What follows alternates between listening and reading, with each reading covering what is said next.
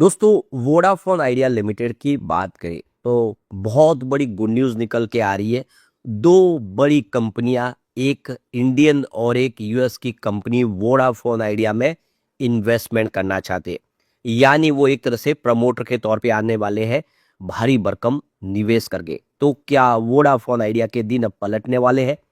वो Vodafone idea जो एक समय बहुत अच्छा कर रहा था, जब अकेला आइडिया था, 100 के ऊपर स्टॉक ट्रेड किया करता था। जब से दोनों का मर्जर हुआ, आप देखिए स्थिति बिगड़ी और सिंगल डिजिट तक आ गया स्टॉक। अब आने वाले इसमें क्या संभावना बन रही है और पूरी अपडेट क्या अच्छे से समझेंगे। इसके अलावा एक पेनल्टी लगी है वोडाफोन आइडिया पे, किस मामले में लगी है उसको भी जानेंगे। कंपनी की मीटिंग होने जा रही है ग्लोबल मार्केट में, क्या है इसके पीछे की वजह, क्या कुछ बड़ा चल रहा है, जानेंगे इस वीडियो के माध्यम से। गिरावट तो चल ही रही है क्योंकि बाजार में भयंकर गिरावट है और स्टॉक आ गया सिंगल डिजिट में। क्या है आगे की संभावना, समझेंगे इस वीडियो के माध्यम से। लेकिन फ्रेंड्स, उससे पहले अगर आप पहली बार हमारे चैनल पे आए तो चैनल को सब्सक्राइब कर दीजिए, एक बेल आइकॉन दबा दीजिए ताकि जब भी नया वीडियो बने पहला नोटिफिकेशन आपको मिले। वीडियो पसंद आए तो लाइक से जरूर कीजिए। चलो फ्रेंड्स, वीडियो स्टार्ट करते हैं। मैं हूँ आपका दोस्त SB दवे और हमारे अपने चैनल ऑनलाइन कमाई में आपका बहुत बहुत स्वागत है। सबसे पहले वोडाफोन आइडिया लिमिटेड के कारोबार की बात करें तो 9.40 पर आप देख सकते हो कि क्लोजिंग थी फ्राइडे को 1.67% की गिरावट देखने को मिली। तो सुबह शुरुआत ही कमजोरी के साथ हुई थी क्योंकि बाजार में गिरावट का सिलसिला जारी था, इस वजह से ये स्टॉक नीचे आया। ये 2 डिजिट से सिंगल डिजिट में आ चुका है। अब आप देख ही सकते हो कि इंट्राडे का इसने 9.18 का लो बनाया, यानी 9 रुपये तक स्टॉक पहुंच चुका है। वैसे पिछले एक साल में इसने अच्छी खासी दौड़ भी लगाई। 6.12 इसका 52 वीक का लो बना हुआ था। वहां से कुछ पॉजिटिव खबरों के दम पे जो दौड़ना शुरू हुआ तो 12.80 पर पहुंच गया, यानी इन्वेस्टमेंट दुगुना हुआ। लेकिन अब ये स्टॉक फिर से अपने 52 वीक के लो और हाई के बीच में आपको ट्रेड करता हुआ दिखाई देगा। अपने लिए एक डायरेक्शन तलाश रहा है और कोई बड़ा पॉजिटिव ट्रिगर मिला तो स्टॉक फिर अच्छा करता हुआ दिखाई दे सकता है। अब इसकी परफॉर्मेंस देखें तो पिछले एक दिन में यहाँ पे देखें 3% के आसपास की आपको गिरावट देखने को मिलेगी। 1 वीक में स्टॉक देख सकते हो कि यहाँ पे 7.85% ऑलरेडी गिर चुका है और 1 मंथ में यहाँ पे देखें तो 17.96% नहीं 18% की गिरावट हुई है। पिछले 3 महीनों में 20.36% की गिरावट है। यानी ओवरऑल अगर आप देखें तो जिसका इन्वेस्टमेंट 3 महीनों के अंदर अंदर है उन सबको यहाँ पे लॉस ही हो रहा है, कोई फायदा नहीं हो रहा है, ये आप क्लियर देख सकते हो। लेकिन जिसका इन्वेस्टमेंट पिछले एक साल के हिसाब से किया उसको 33.38% का पॉजिटिव रिटर्न मिल रहा है और 3 ईयर के हिसाब से 40.45% का फायदा हो रहा है। लेकिन जो निवेशक जिन्होंने 5 साल पहले निवेश किया उसको अभी भी 9.12% की लॉस देखने को मिल रही है। यानी जो बड़े लॉन्ग टर्म इन्वेस्टर है उनको फायदा नहीं हो रहा है वोडाफोन आइडिया में। अब यहाँ पे जो बड़ी अपडेट निकल के आ रही है वोडाफोन आइडिया लिमिटेड की तरफ से, जानकारी जो अच्छे इनको दी गई है कि उनको यहाँ पे central goods and service tax act 2017 के तहत पेनल्टी उनके ऊपर लगाई गई है और नोटिस प्राप्त हुआ।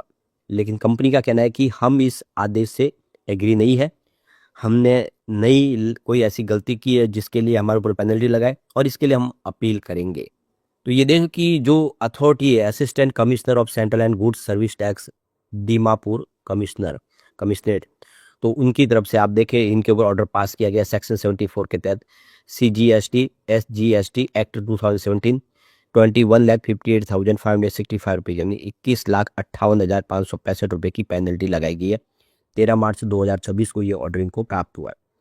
तो यहाँ पे इनके ऊपर जो इल्ज़ाम लगाया है कि non payment tax under reserve charges basis of financial 2018-19 से लेकर 1920, तो ये इनके ऊपर एलिगेशन लगाए और उनका कहना है कि मैक्सिमम फाइनेंशियल इम्पैक्ट पड़ेगा उनके बिजनेस पे अगर हम ये पेनल्टी चुकाते, क्योंकि कंपनी ऑलरेडी समय बहुत सारे प्रॉब्लम से जूझ रही है और हम एग्री नहीं है और हम आगे एक्शन लेंगे, जो भी हमारे अधिकार है उसका इस्तेमाल करेंगे, हम आगे जाएंगे, हमने कोई गलत नहीं किया है। इसकी जानकारी वोडाफोन ने दी है। एक और जो बड़ी अपडेट निकल के आ रही है, यहाँ पे वोडाफोन आइडिया ग्लोबल मार्केट में कुछ बड़ी मीटिंग करने जा रही है, यानी कुछ बड़ा होता हुआ दिखाई दे रहा है। अब कंपनी को फंड रेज करना है तो इन्होंने ग्लोबल मार्केट की राह पकड़ ली है। तो यहाँ पे बड़ी इंस्टीट्यूशनल इन्वेस्टर मीटिंग होने जा रही है। तो 16 मार्च 2026 को इनकी जो 1-to-1 ग्रुप मीटिंग होने जा रही है, ये 1-on-1 ग्रुप मीटिंग है जो सिंगापुर में होगी।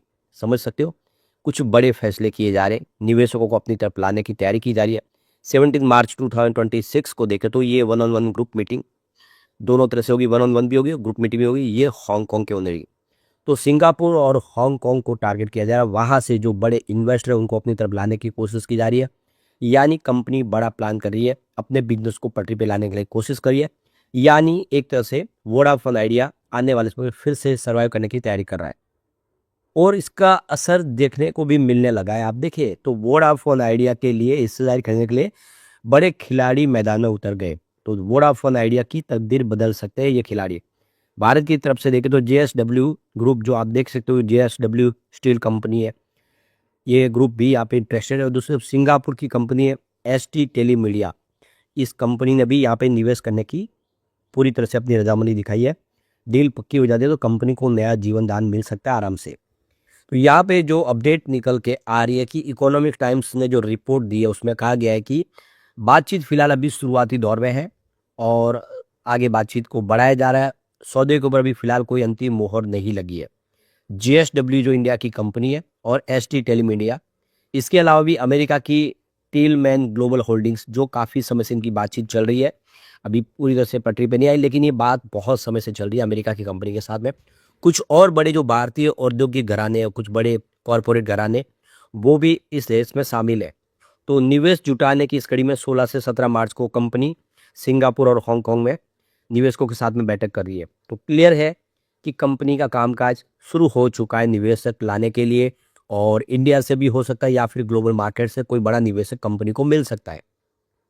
तो यहाँ पे वोडाफोन आइडिया में वर्तमान में 49% की हिस्सेदारी गवर्नमेंट की है। सरकार लंबे समय से एक ऐसे रणनीतिक निवेशक की तलाश में जो कंपनी में न सिर्फ पर्याप्त पूंजी लगाए बल्कि इसके कामकाज को भी सुचारू रूप से चला सके। यानी एक तरह से वो इसमें मैनेजमेंट के तौर पे आए, प्रमोटर के तौर पे आए। फिलहाल कंपनी के मुख्य प्रमोटर आदित्य बिरला के पास 9.50% की हिस्सेदारी है। ब्रिटेन की कंपनी वोडाफोन ग्रुप PLC के पास 16.07% की हिस्सेदारी है। हालांकि अभी यह स्पष्ट नहीं है कि नए निवेशक आने पर मौजूदा प्रमोटर अपनी हिस्सेदारी बेचेंगे या फिर बाजार में फ्रेश इक्विटी जारी की जाएगी, नए शेयर जारी किए जाएंगे, इसके ऊपर अभी कोई क्लियरिटी नहीं आई है। तो ब्रोकरेज फर्म IIFL ने सिक्योरिटीज की तरफ से अनुमान लगाया कि रणनीतिक जो है काफ़ी दिनों से दिलचस्प नजर आ रही है। यदि कोई रणनीतिक निवेशक कंपनी में 50,000 करोड़ रुपए की नई पूंजी डालता है तो सरकार कंपनी की 48,000 करोड़ रुपये की जो स्पेक्ट्रम की देनदारी को इक्विटी में बदल सकती है।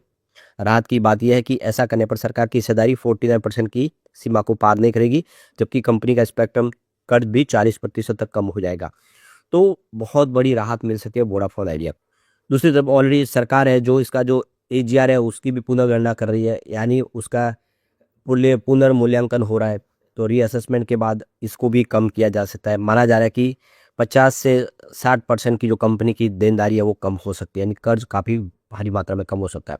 और ऑलरेडी भुगतान के लिए 10 साल का समय भी इनको दिया है।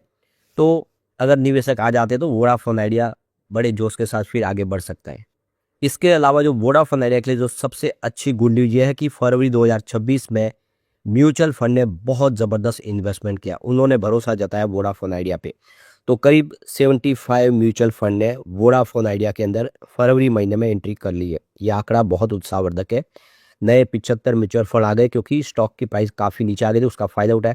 वैसे 17 म्यूचुअल फंड वो है जिन्होंने यहाँ पे एग्जिट लिया है, तो उनकी संख्या काफ़ी कम है। 17 ने अगर बिकवाली किए तो सामने 75 आ गए। ऐसे में उम्मीद कर सकते हैं कि वोडाफोन आइडिया आने वाले समय फिर से यहाँ से बेहतर कर सकते। लेकिन फ्रेंड्स, कोई भी इन्वेस्टमेंट करने से पहले अपने फाइनेंशियल एडवाइजर से एडवाइस ले ले या अपना खुद का रिसर्च करें, क्योंकि मैंने वीडियो आपके एजुकेशनल पर्पज के लिए ही बनाया। वीडियो पसंद आए तो लाइक से जरूर कीजिए और चैनल को सब्सक्राइब कर दीजिए। Thank you friends.